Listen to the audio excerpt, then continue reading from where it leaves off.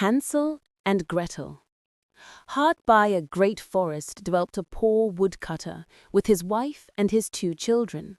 The boy was called Hansel and the girl Gretel. He had little to bite and to break, and once when great dearth fell on the land, he could no longer procure even daily bread. Now when he thought over this by night in his bed, and tossed about in his anxiety, he groaned and said to his wife, "What is to become of us? How are we to feed our poor children when we no longer have anything even for ourselves?" "I'll tell you what, husband," answered the woman. "Early tomorrow morning we will take the children out into the forest to where it is the thickest. There we will light a fire for them and give each of them 1 more piece of bread, and then we will go to our work and leave them alone. They will not find the way home again, and we shall be rid of them." "No, wife," said the man, "I will not do that. How can I bear to leave my children alone in the forest? The wild animals would soon come and tear them to pieces." "Oh, you fool," said she.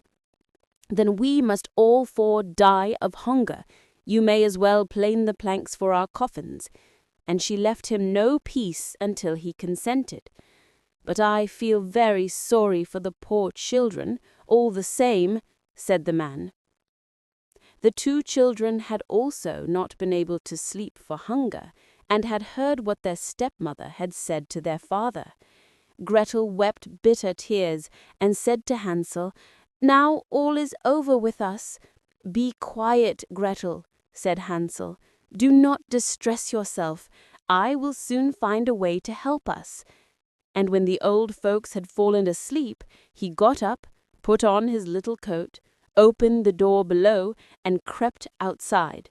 The moon shone brightly, and the white pebbles which lay in front of the house glittered like real silver pennies. Hansel stooped and stuffed the little pocket of his coat with as many as he could get in. Then he went back and said to Gretel, "Be comforted, dear little sister, and sleep in peace. God will not forsake us."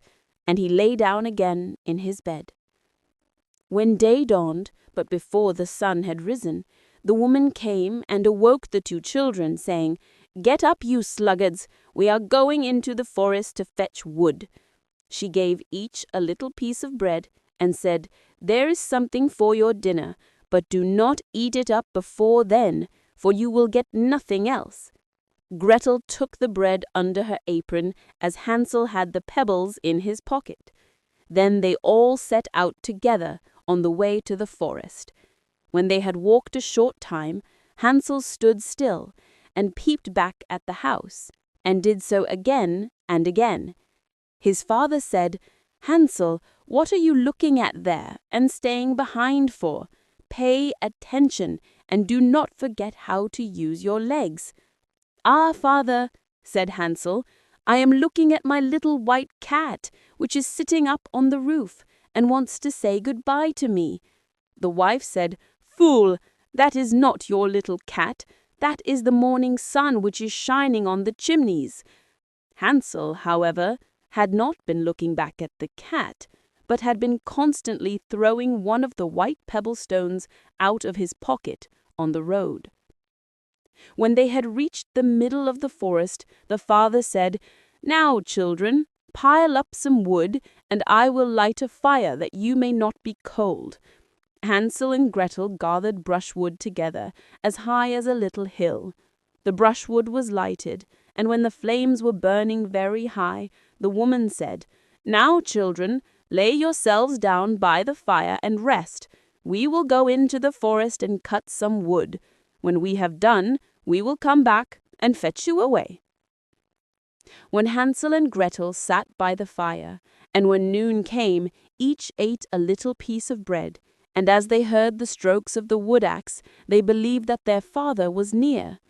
It was not the axe, however, but a branch which he had fastened to a withered tree which the wind was blowing backwards and forwards, and as they had been sitting such a long time, their eyes closed with fatigue, and they fell fast asleep. When at last they awoke, it was already dark night. Gretel began to cry and said, "How are we to get out of the forest now?" But Hansel comforted her and said, "Just wait a little until the moon has risen, and then we will soon find the way." And when the full moon had risen, Hansel took his little sister by the hand and followed the pebbles which shone like newly coined silver pieces, and showed them the way. They walked the whole night long, and by break of day came once more to their father's house. They knocked at the door, and when the woman opened it and saw that it was Hansel and Gretel, she said, "You naughty children, why have you slept so long in the forest? We thought you were never coming back at all." The father, however, rejoiced, for it had cut him to the heart to leave them behind alone. Not long afterwards, there was once more great dearth throughout the land, and the children heard their mother saying at night to their father, "Everything is eaten again. We have 1/2 loaf left, and that is the end. The children must go. We will take them farther into the wood, so that they will not find their way out again. There is no other means of saving ourselves." The man's heart was heavy, and he thought, "It would be better for you to share the last mouthful with your children." The woman, however, would listen to nothing that he had to say, but scolded and reproached him. He who says A must say B likewise, and as he had yielded the first time, he had to do so a second time also. The children, however, were still awake and had heard the conversation. When the old folks were asleep, Hansel again got up and wanted to go out and pick up pebbles as he had done before, but the woman had locked the door, and Hansel could not get out. Nevertheless, he comforted his little sister and said, "Do not cry, Gretel. Go to sleep quietly. The good God will help us." Early in the morning came the woman and took the children out of their beds. Their piece of bread was given to them, but it was still smaller than the time before. On the way into the forest, Hansel crumbled his in his pocket and often stood still and threw a morsel on the ground. "Hansel, why do you stop and look round?" said the father. "Go on." "I am looking back at my little pigeon, which is sitting on the roof and wants to say goodbye to me," answered Hansel. "Fool," said the woman, "that is not your little pigeon. That is the morning sun that is shining on the chimney." Hansel, however, little by little, threw all the crumbs on the path. The woman led the children still deeper into the forest, where they had never in their lives been before. Then a great fire was again made, and the mother said, "Just sit there, you children, and when you are tired you may sleep a little. We are going into the forest to cut wood, and in the evening, when we are done, we will come and fetch you away." When it was noon, Gretel shared her piece of bread with Hansel, who had scattered his by the way. Then they fell asleep, and evening passed, but no one came to the poor children. They did not awaken until it was dark night, and Hansel comforted his little sister and said, "Just wait, Gretel, until the moon rises, and then we shall see the crumbs of bread which I have strewn about. They will show us our way home again." When the moon came, they set out, but they found no crumbs, for the many thousands of birds which fly about in the woods and fields had picked them all up. Hansel said to Gretel, "We shall soon find the way," but they did not find it.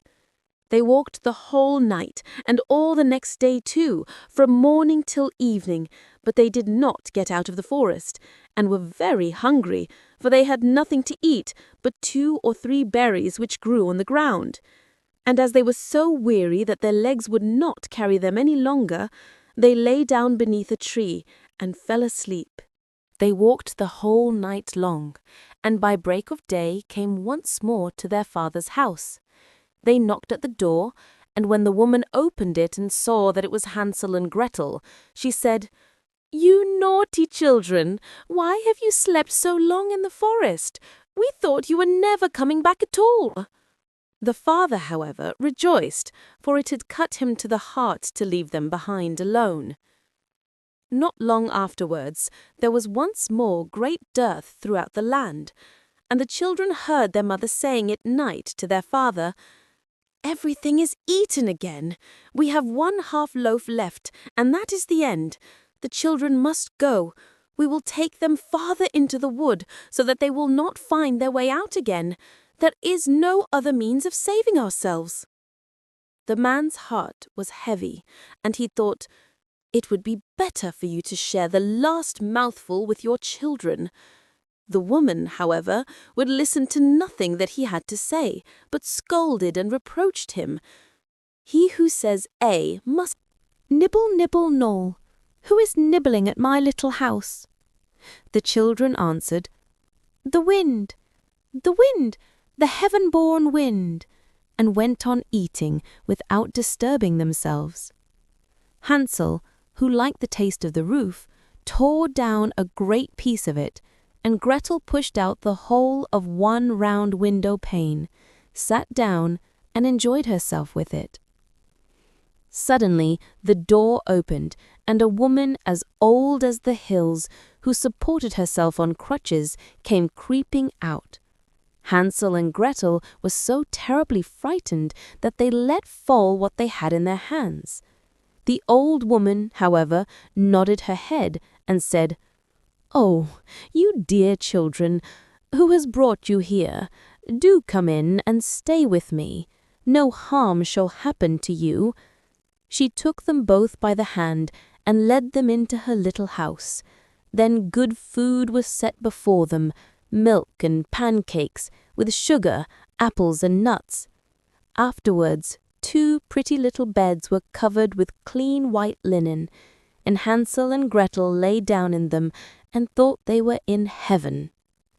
The old woman had only pretended to be so kind. She was in reality a wicked witch, who lay in wait for children, and had only built the little house of bread in order to entice them there. When a child fell into her power, she killed it, cooked and ate it, and that was a feast day with her. Witches have red eyes and cannot see far, but they have a keen scent like the beasts, and are aware when human beings draw near. When Hansel and Gretel came into her neighborhood, she laughed with malice and said mockingly, "I have them, they shall not escape me again." Early in the morning, before the children were awake, she was already up, and when she saw both of them sleeping and looking so pretty, with their plump and rosy cheeks, she muttered to herself, "That will be a dainty mouthful." Then she seized Hansel with her shriveled hand, carried him into a little stable, and locked him in behind a grated door. Scream as he might, it would not help him. Then she went to Gretel, shook her till she awoke, and cried, "Get up, lazy thing, fetch some water, and cook something good for your brother. He is in the stable outside, and is to be made fat. When he is fat, I will eat him." Gretel began to weep bitterly, but it was all in vain, for she was forced to do what the wicked witch commanded. And now the best food was cooked for poor Hansel, but Gretel got nothing but crab shells. Every morning the woman crept to the little stable and cried, "Hansel, stretch out your finger that I may feel if you will soon be fat." Hansel, however, stretched out a little bone to her, and the old woman, who had dim eyes, could not see it, and thought it was Hansel's finger, and was astonished that there was no way of fattening him. When 4 weeks had gone by, and Hansel still remained thin, she was seized with impatience and would not wait any longer. "Now then, Gretel," she cried to the girl, "stir yourself and bring some water. Let Hansel be fat or lean. Tomorrow I will kill him and cook him." Ah, how the poor little sister did lament when she had to fetch the water, and how her tears did flow down her cheeks. "Dear God, do help us. If the wild beasts in the forest had but devoured us, we should have at least died together." "Just keep your noise to yourself," said the old woman. "It won't help you at all." Early in the morning, Gretel had to go out and hang up the cauldron with the water and light the fire. "We will bake first," said the old woman. "I have already heated the oven and kneaded the dough." She pushed poor Gretel out to the oven, from which flames of fire were already darting. "Creep in," said the witch, "and see if it is properly heated, so that we can put the bread in." And once Gretel was inside, she intended to shut the oven and let her bake in it, and then she would eat her too. But Gretel saw what she had in mind and said, "I do not know how I am to do it. How do I get in?" "Silly goose," said the old woman. "The door is big enough. Just look, I can get in myself." And she crept up and thrust her head into the oven.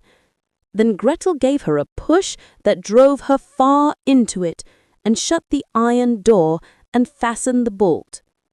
Oh! Then she began to howl quite horribly, but Gretel ran away, and the godless witch was miserably burnt to death. Gretel, however, ran like lightning to Hansel, opened his little stable, and cried, "Hansel, we are saved! The old witch is dead!" Then Hansel sprang like a bird from its cage when the door is opened. How they did rejoice and embrace each other and dance about and kiss each other. And as they had no longer any need to fear her, they went into the witch's house, and in every corner there stood chests full of pearls and jewels. "These are far better than pebbles," said Hansel, and thrust into his pockets whatsoever could be got in. And Gretel said, "I too will take something home with me," and filled her pinafore full. "But now we must be off," said Hansel, "that we may get out of the witch's forest."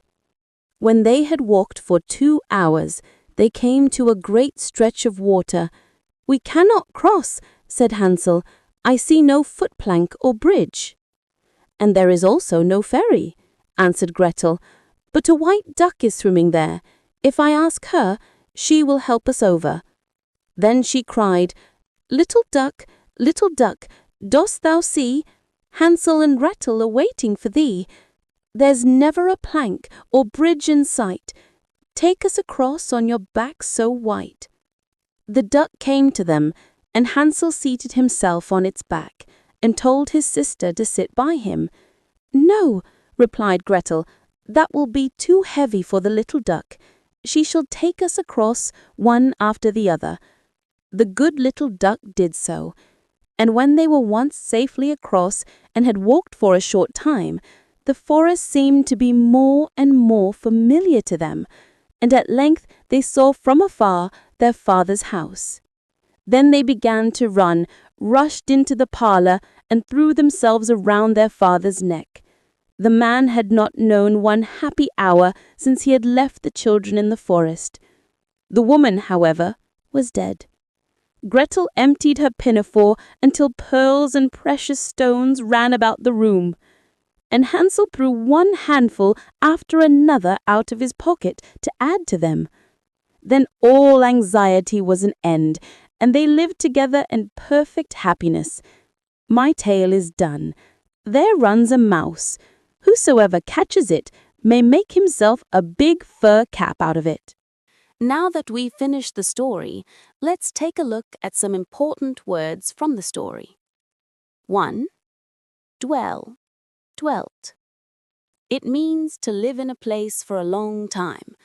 It usually describes living in a house, village, or area, often in a quiet, simple, or old-fashioned way. Examples. 1. The old couple dwelt in a tiny cottage in the forest. 2. They had dwelt there since they were young. 2. Dearth. It means a strong lack of something important. It means there is very little of something, such as food, water, or supplies, and people need more. Examples. 1. There was a dearth of food during the long winter. 2. The village suffered because of the dearth of clean water. 3. Procure. It means to carefully get something, especially when it is difficult to find. It suggests effort, searching, or planning to obtain what you need. Examples. 1. He tried to procure enough bread for his children. 2. She procured medicine after walking for hours. 4. Toss. It means to throw something lightly or casually, without much force, often used when someone throws something small or unimportant. Examples. 1. He tossed the pebble into the river. 2.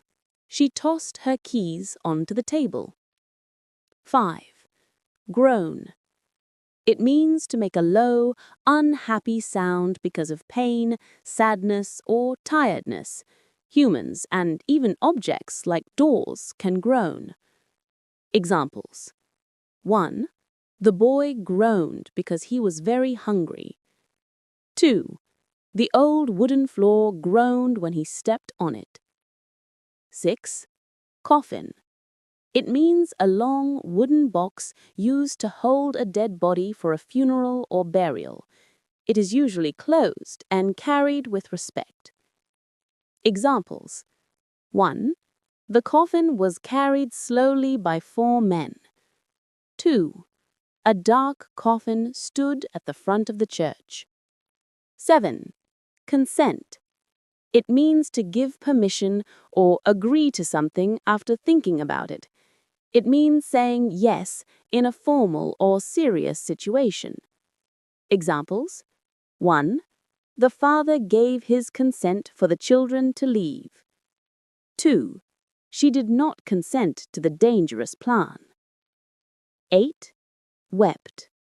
It means the past tense of weep, meaning to cry strongly because of sadness, fear, relief, or joy. Examples. 1. The girl wept when she felt alone in the forest. 2. He wept with happiness when he saw his sister again. 9. Dawn. It means the very early time of day when light first appears in the sky before the sun rises. The world starts waking up at dawn. Examples. 1. They left the house at dawn to find food. 2. At dawn, the sky slowly turned pink and gold. 10. Sluggard. It means a person who is extremely lazy, moves slowly, or avoids work. It is an old-fashioned word used to criticize someone's laziness. Examples. 1. Wake up, you sluggard, the woman shouted. 2. The sluggard stayed in bed until noon. 11. Fetch. Meaning, to go somewhere, pick up something, and bring it back. Often used for simple daily tasks. Examples. 1. She went to fetch a bucket of water. 2. The boy fetched some dry branches for the fire. 12. Pebble. Meaning, a small, smooth stone often found near rivers, lakes, or paths. Pebbles are rounded because water wore them down over time. Examples. 1. The girl picked up a shiny white pebble. 2. Pebbles covered the riverbank. 13.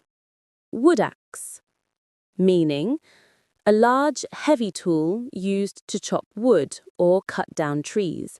It has a long handle and a sharp metal blade. Examples. 1. He carried a wood axe to gather firewood. 2. The wood axe lay beside the fallen tree. 14. Wither. Meaning, to slowly dry up, shrink, or die, usually because of lack of water or care. often used for plants and flowers. Examples: 1. The flowers began to wither in the heat. 2. Without water, the leaves will wither and fall. 15. Fatigue, meaning a very strong kind of tiredness, both in the body and the mind. You feel weak and unable to continue. Examples: 1. After walking all day, he sat down from fatigue. 2. Her face showed great fatigue after the long journey. 16. Mouthful, meaning the amount of food or drink that fits in your mouth at one time, often used to describe small bites. Examples: 1. She took a small mouthful of bread. 2. One mouthful was enough to calm his hunger. 17. Scolded, meaning to speak angrily to someone because they did something wrong. It is like a short, sharp lesson.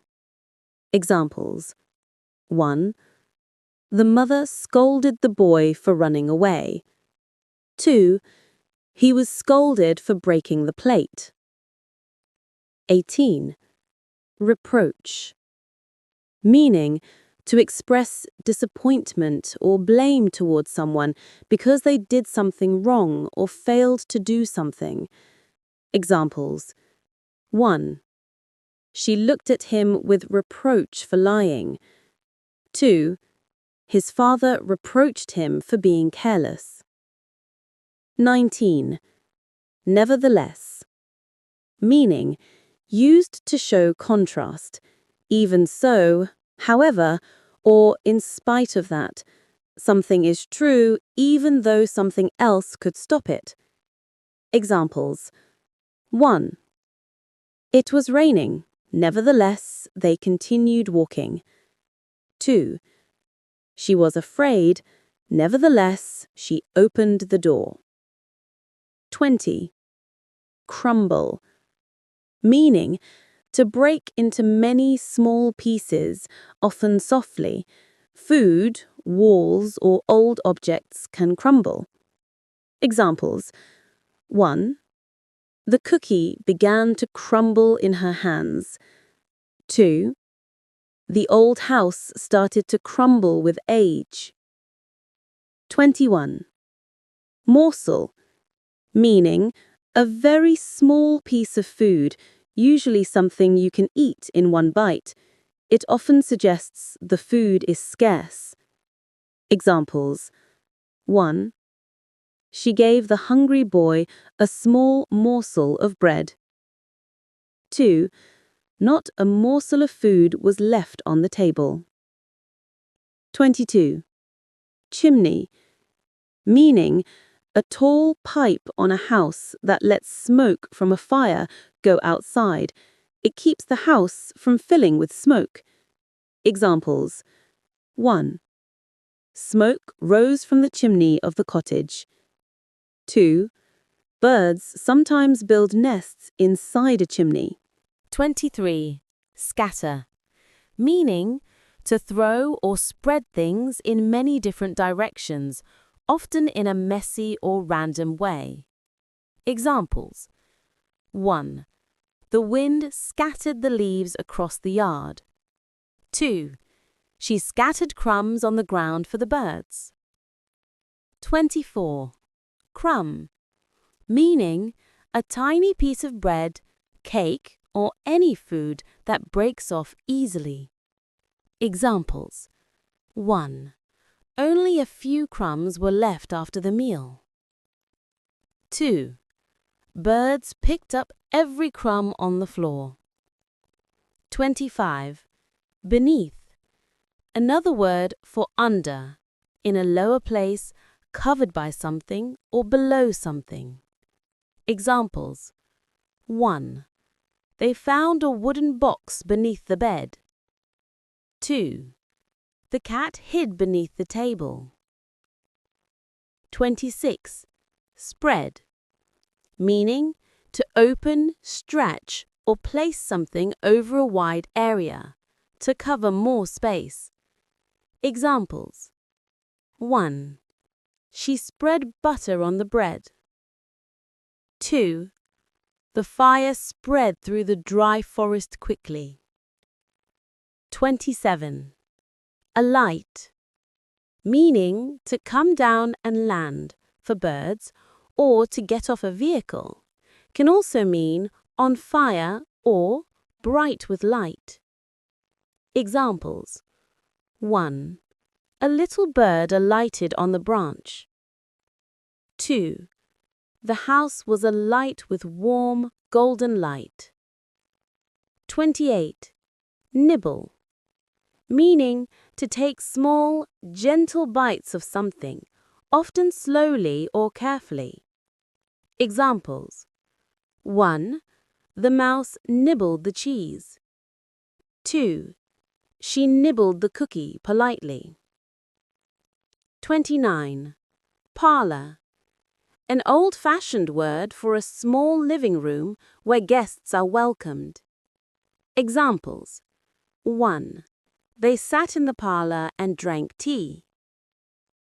2. The parlor was warm and full of old furniture. 30. Tore, past of tear, to pull something so it breaks apart. Examples. 1. She tore the paper in half. 2. The thorns tore his shirt as he walked by. 31. Crutch, meaning a long stick used under the arm to help someone walk when their leg is injured. Examples. 1. The old man walked with a wooden crutch. 2. She leaned on her crutch carefully. 23.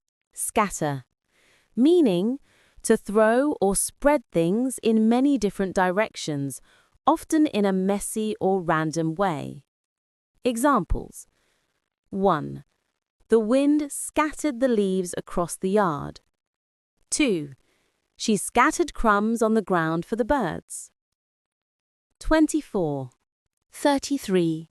Witch, meaning a woman believed to have magical powers, often shown as evil in fairy tales.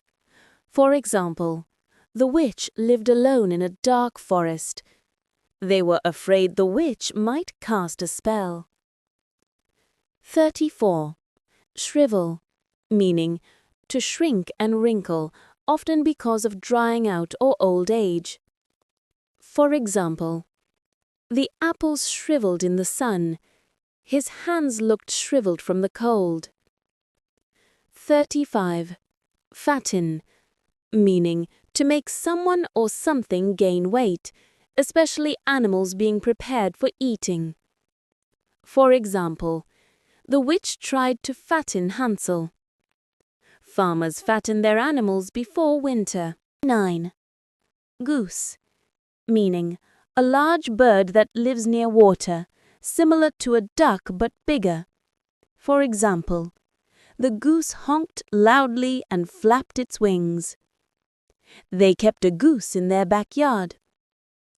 40. Howl, meaning to make a long, loud cry like a wolf or dog, also used for strong crying. For example, wolves howled in the distance. The wind howled through the trees. 41.